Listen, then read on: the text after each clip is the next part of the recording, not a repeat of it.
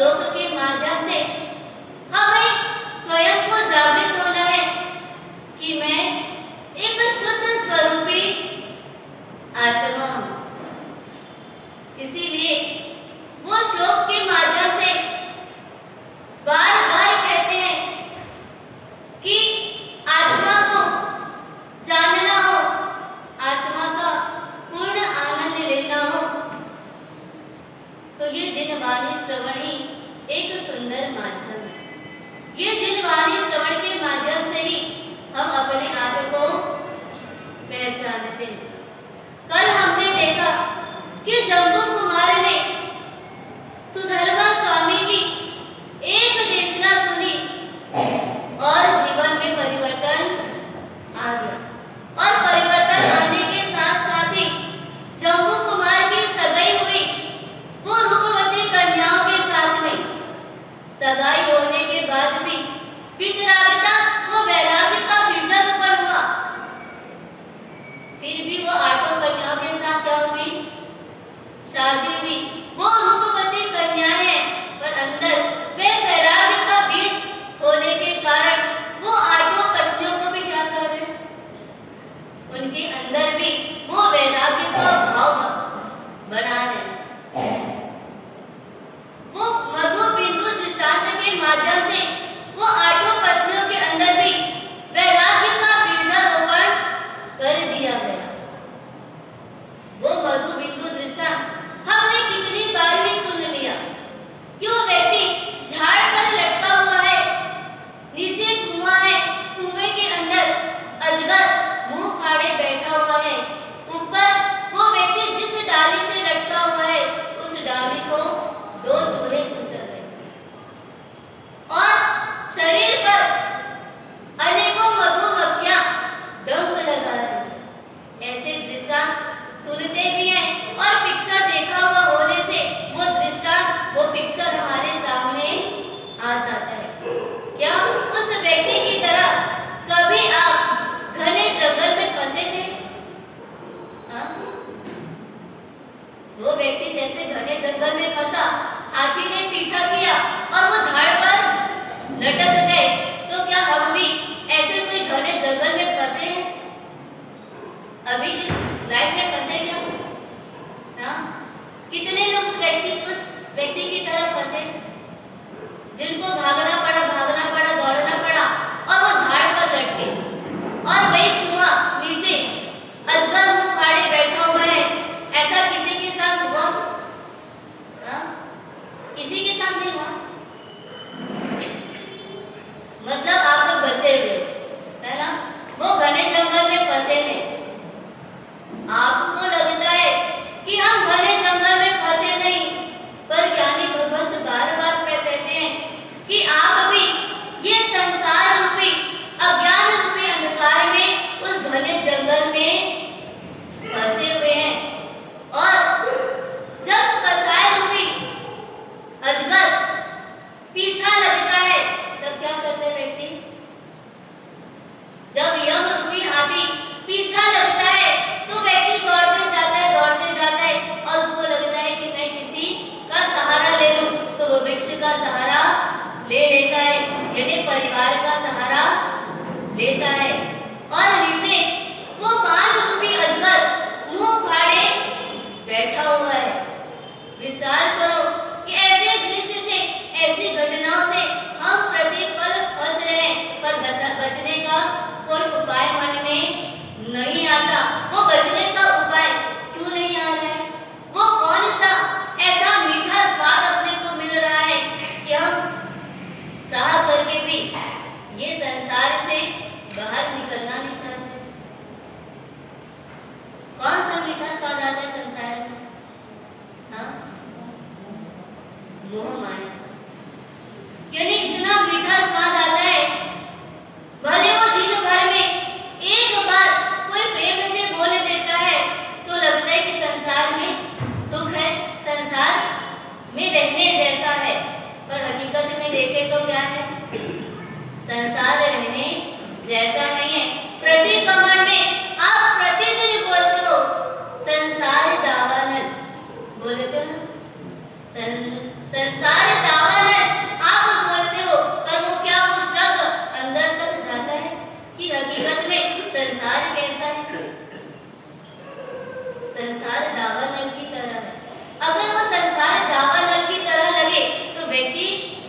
संसार से बाहर निकलने का प्रयास करेगा और संसार में वो आपको मोह माया रूपी जब मीठा मीठा स्वाद मिलता है तो आपको लगता है कि एक बूंद और वो रस का अनुभव कर लूं। उसी समय वो ज्ञानी भगत, वो साधु साध्वी भगत, वो गुरु भगतों का योग मिलता है और ऐसे आपके दृश्य को देख करके उनके भीतर भी वो दया के भाव जागृत होते हैं, वो करुणा मन में आती है कि कैसा ये जीव है, कैसे इसको संसार में रस आ रहा है, वो क्यों निकलने का प्रयास नहीं करता है और वो अपना विमान नीचे लेकर के आता है। और वो गुरु भगत आपको बार बार कहते हैं कि संसार से बाहर निकलो, ये संसार से बाहर निकलो और ये संयम रूपी विमान आपके नीचे रखा हुआ है, मात्र उसमें क्या करना है, आपको पैर रखना है, वो कदम आपको रखना है। तो आप ये जो भारी कठिनाइयों से, भारी दुर्घटनाओं में जो फंसने वाले हैं उससे आप बच सकते हो। पर आप क्या कहते हो? गुरु भगवत भी आ गए बचाने के लिए, तो बार बार कह रहे हैं ये संयम रूपी विमान नीचे खड़ा है, एक बार आप अपना कदम रख दो। फिर मन में क्या है?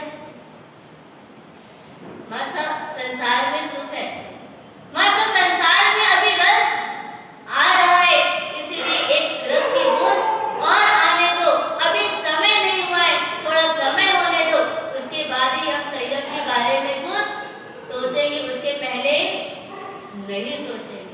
और वो जम्बू कुमार आठों पत्नियों को जब ऐसे वो दृष्टांतों से समझा रहे, उनके अंदर भी वो वैराग्य का बीजारोपण हो जाता है। ये की बातें कमरे के अंदर हो रही है और उसी समय प्रभव नाम का चोर भी उनके घर पे चोरी करने के लिए आता है। प्रभव नाम का चोर चोरी करने के लिए आया है और कमरे में जम्बू कुमार और इनकी आठों पत्नियों की बातें सुन रहे, वैराग्य की बातें सुन रहे।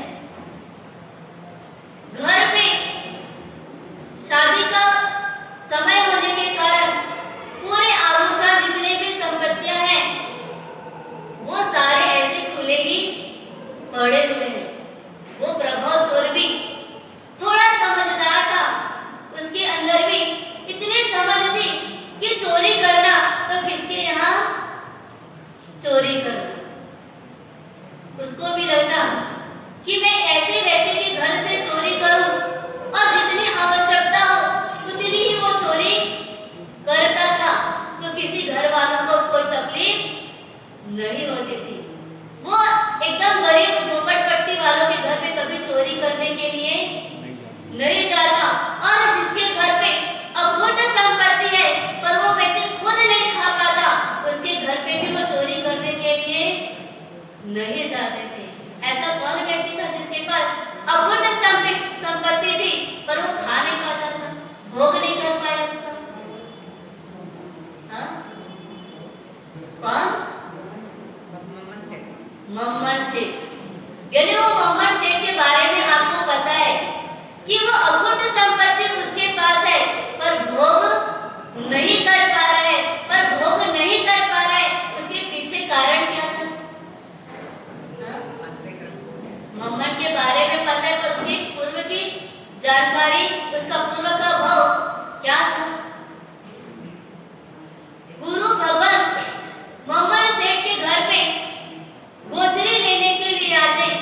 वो मम्मन सेठ के यहाँ पे मोदक बना हुआ है, लड्डू तैयार है और जैसे ही गुरु भगवत को देखा वो गौराने का भाव भी आया, वो उदार मन भी बना और जितना बना हुआ था उतना लड्डू बहरा भी दिया। पर बहराने के बाद जो बोलते ना एक दाना थोड़ा सा बचा हुआ था, जैसे उसका टेस्ट लिया उसको लगा ये तो इतना अच्छा लड्डू बना था, मैं तो खा भी नहीं पाया और पूरा का पूरा लड्डू वो गुरु भगवत को बहरा दिया। और वो पीछे पीछे मम्मन सेठ साधु भगत के पास जाता है और कहता है कि मैंने तो पूरा का पूरा लड्डू बहरा दिया, मैं तो मेरे लिए कुछ भी नहीं रखा हूँ, तो एक दर लड्डू मुझे आप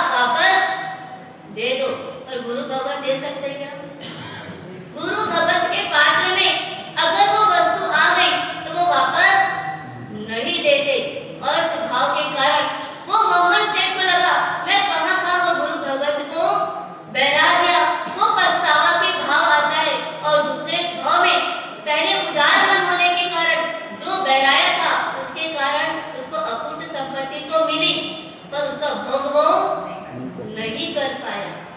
विचार करो, यदि टन भर जैसे उसके पास संपत्ति है पर वो भोग नहीं कर पा रहा।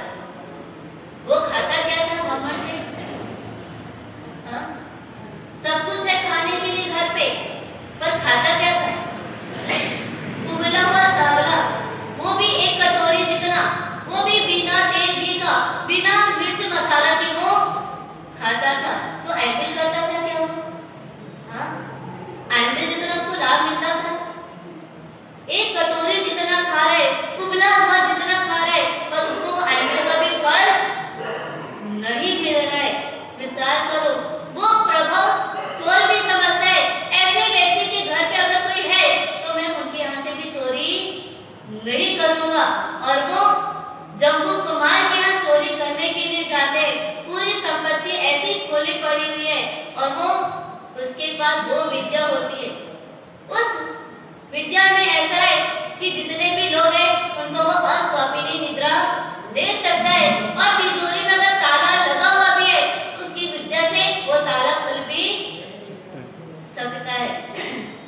जैसे वो आया, देखा कि जम्बू कुमार 8 पत्नियों के साथ वार्तालाप कर रहा है और सबको अस्वापिनी निद्रा वो देता है।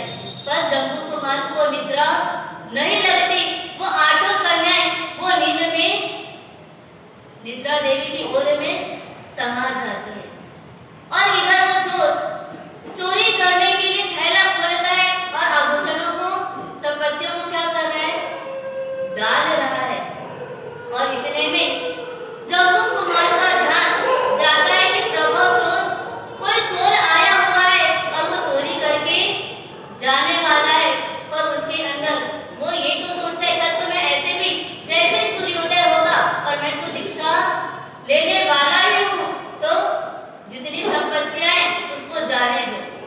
पर अंदर से एक विचार वापस आता है कि अगर ये संपत्ति लेकर चले जाएंगे तो मेरे जिन शासन के प्रति उंगली उठेगी, और जिन शासन के प्रति अगर कोई उंगली उठावे ये मुझे हरगिज पसंद नहीं। वो उंगली कैसे उठ सकती है? बोले कि जितनी संपत्तियां हैं, जितने आभूषण हैं, वो चोर तो चोरी करके ले गया। अब जम्बू कुमार क्या करेगा? अब उसके पास तो कुछ नहीं है, अब उसके पास दीक्षा ही चाह रहा है। तो वो दीक्षा लेने के लिए निकल गया। ऐसे भाव किसी के मन में ना आए, ऐसे विचार किसी के दिल में ना आए, इसके लिए उन्होंने क्या किया? वो स्तंभन विद्या से वो प्रभव चोर को भी क्या कर दिया? स्तंभित कर देते। अब वो देखते हैं कि 8 कन्या तो निद्रा में है, आखिर मेरे को स्तंभित करने वाला, मेरे को यहाँ स्थिर करने वाला कौन है? तो प्रभव चोर का ध्यान जम्बू कुमार की तरफ जाता है। और जम्बू कुमार चल तो पार भी रहे, स्थिर होकर के खड़े होने की, चलने की ताकत नहीं है। वो घसीटते घसीटते वो जम्बू कुमार के पास वो प्रभव चोर आता है और हाथ जोड़ करके विनती करता है कि मेरे पास 2 विद्या है, वो 2 विद्या मैं आपको देता हूँ और आपके जो पास स्तंभन विद्या है वो विद्या आप मुझे दे दो। जम्बू कुमार सोचते हैं जो लेने के लिए आया है उसे तो खाली हाथ नहीं लौटाना चाहिए, उसे कुछ न कुछ देना ही चाहिए। पर जम्बू कुमार कहते हैं मेरे पास ऐसी कोई विद्या नहीं है, मैं तो मात्र नकार मंत्र को स्मरण कर रहा था और उससे तो क्या हो गए? स्तंभित हो गए। और वो नकार मंत्र का जाप वो प्रभव चोर को भी दिया जाता है। और वो वैराग्य की बातें सुनकर, नकार मंत्र का श्रवण कर, नकार मंत्र के भावों को जानकर उसके अंदर भी क्या होता है? वो वैराग्य के भाव जागृत हो जाते हैं। जैसे जम्बू कुमार दीक्षा लेने के लिए निकलते हैं,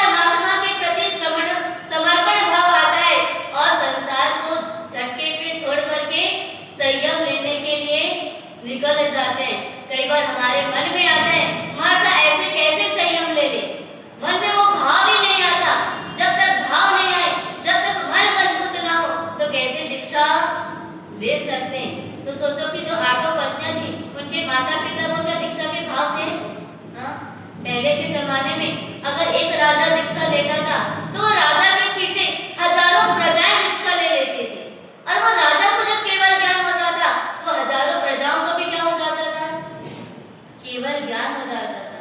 उसका कारण क्या? हाँ, क्या कारण हो सकता है? राजा ने तो मान से लिया, राजा के अंदर वो भाव आए संयम लेने के लिए, वो भाव से संयम लिया, और भाव से संयम लेने के कारण चलो केवल ज्ञान हो गया, पर उनके पीछे जो हजारों प्रजाएं दीक्षा ले रही है वो तो बिना भाव के दीक्षा लिए, वो बिना भाव के दीक्षा लेने पर भी उनको केवल ज्ञान कैसे हो? सरल थी, उनके अंदर रिजुता थी। जो राजा कह दे वो हमको करना है, राजा जो कह दे जैसा कह दे वैसा काम हमको करना है। ये सरलता के कारण वो रिजु गति से क्या हो जाते हैं, उनको केवल ज्ञान की प्राप्ति हो जाती है। तो केवल ज्ञान के लिए, सर्वज्ञ बनने के लिए क्या चाहिए? कौन सा गुण चाहिए? मात्र वो सरलता का गुण हमारे भीतर आ जाए तो हम को मोक्ष जाने में टाइम नहीं लगेगा। वो महोपाध्याय अब गुरु भगवान हमको अगले श्लोक में फरमाते हैं कि जागृति ज्ञान दृष्टिस्ते तृष्णा तृष्णा ही जामुली पूर्णानंदस्य तत्किंचन दैव्य वृश्चिक वेदना।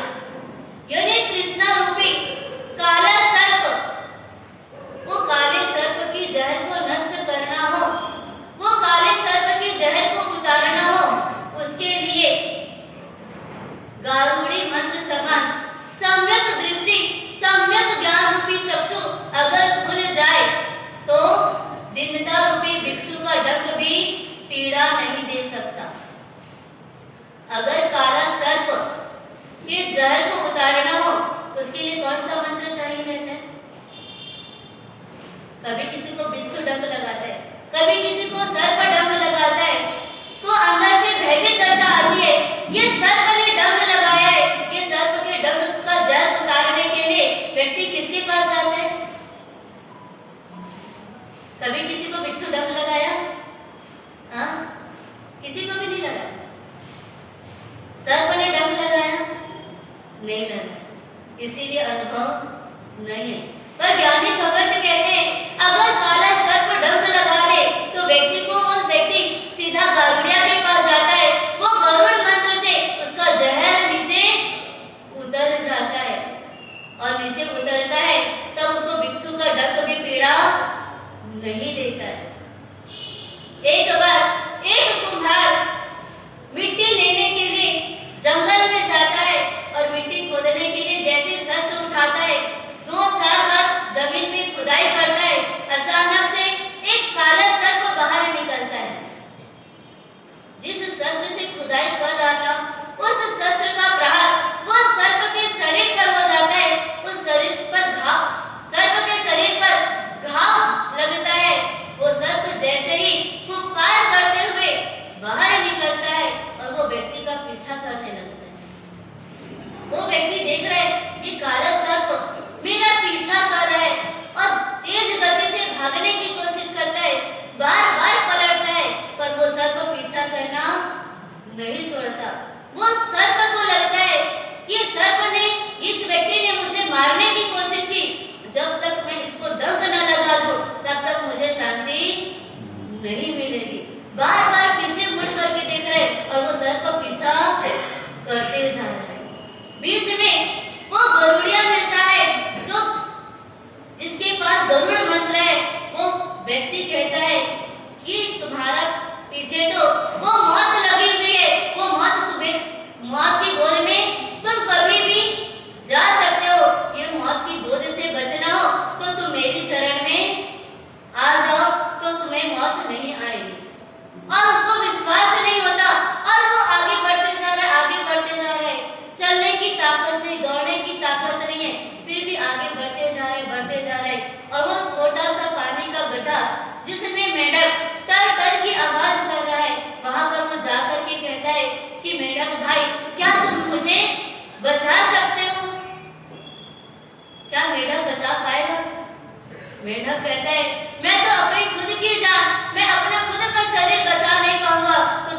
क्या बचा सकता हूँ, और वो मेढक की मुंह की पात्र बन जाता है।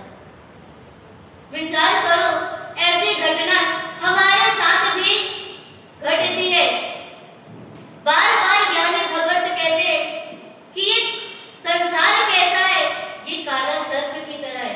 ये तृष्णा कैसी है, तृष्णा जब पीछा लगती है तो व्यक्ति भागते जाता है, पर तृष्णा छोड़ती है क्या? तृष्णा छोड़ती नहीं, और उल्टा ऐसा होता है कि तृष्णा के पीछे व्यक्ति भागते जाता है, और एक दिन तृष्णा भी क्या करती है, अपने गोद में इसको ले लेती है। पर बीच में अगर गुरु भगवत भी मिले, गुरु भगवत बार बार कहते हैं कि तुझे अगर तृष्णा से बचना है तो वितराग परमात्मा की शरण ले लो। तुम्हारे खुद के अंदर वो मंत्र है, वो शक्ति है, अनंत ज्ञान, अनंत दर्शन, अनंत चारित्र रूप आपके अंदर वो शक्ति है। वो शक्ति से बच तुम स्वयं सकते हो। किसी की गोद में जाने की आपको जरूरत नहीं, किसी की शरण में आपको जाने की जरूरत नहीं है। पर व्यक्ति के अंदर स्वयं का खजाना को व्यक्ति खोल करके देख नहीं पाता। अनादि काल से उस आत्मा के अंदर वो खजाना पड़ा हुआ है, और वो व्यक्ति क्या करके रखा है, वो खजाने को क्या करके रखे आप लोग? हर आत्मा के अंदर अनंत ज्ञान, अनंत दर्शन, अनंत चारित्र शक्ति है। ये अद्भुत खजाना उस व्यक्ति के अंदर है, पर वो व्यक्ति पहचान नहीं पा रहे, वो खजाना को खोल नहीं पा रहे। क्यों? क्योंकि उसके बाहर के पर पदार्थों में उसको सुख की अनुभूति मिल जाती है, और वो क्षणिक सुख के लिए उसी में ही वो मस्त हो जाता है। पर अनादि काल के जो तिजोरी में जो माल भरा हुआ है, अगर वो माल को खोल करके देख ले तो अनादि काल की जो यात्रा कर रहा है, अनादि काल के जो दुखों को वो सहन कर रहा है, वो दुखों को भी क्या कर सकता है, वो दूर कर सकता है। पर वो उसके अंदर वो मात्र क्या करना है, वो जिनवाणी के माध्यम से वो चाबी आपके पास दे दी जा रही है। वो चाबी से आपको क्या करना है, आपकी वो तिजोरी को खोल करके देखना है। वो तिजोरी को जब आप खोल करके देखोगे, अंदर से इतना पछतावा होगा कि मैं अब तक क्या कर रहा था, अब तक मैंने बाहरी पदार्थों के पीछे भागा था। मेरे खुद के अंदर तो इतनी ज्ञान शक्ति है, इतने संपत्तियां हैं, इतनी रिद्धि है, मुझे किसी के दरबार में जाने की आवश्यकता ही नहीं थी।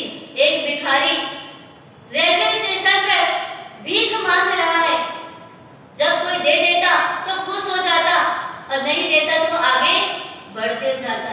किसी को दया आती तो 2, 4, 5 रुपए उसको दे देते, पर किसी को दया नहीं आती तो क्या करते, चल आगे चल करके उसको भगा देते।